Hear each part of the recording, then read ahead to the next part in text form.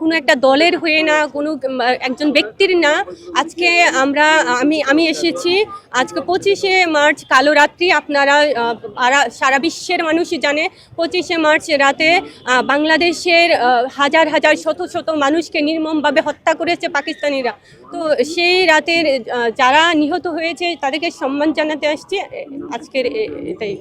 তা বলা হয়েছিল যে আপনি আওয়ামী লীগের সাথে সম্পৃক্ততা রয়েছে, কিন্তু আপনি কেন যান? আপনার উপরে না, আমি সেটা বলতে চাই না। আমি বলতে চাই আমি মুক্তিযুদ্ধের চেতনাকে বিশ্বাস করি, মুক্তিযুদ্ধকে লালন করি এবং মুক্তিযোদ্ধাদেরকে সম্মান করি। মুক্তিযোদ্ধাদের জন্যই আমরা বাংলাদেশ পেয়েছি, আমরা সুন্দর একটা সাধারণ সুন্দর বাংলাদেশ পেয়েছি। আর বঙ্গবন্ধুর একটাকে বাংলাদেশ স্বাধীন হয়েছে, সেটা অকৃতজ্ঞতা বোধ আমাদের মধ্যে থাকতে হবে। কারণ এটা আমরা স্বাধীন বাংলাদেশটা এত সহজে পাইনি। 30 লক্ষ শহীদের রক্তের বিনিময়ে, 2 লক্ষ মা বোনের ইজ্জতের বিনিময়ে আমরা বাংলাদেশ পেয়েছি। সেই বাংলাদেশে অরাজকতা যারা করবে তাদের বিপক্ষে যাব, এটাই আমার কথা।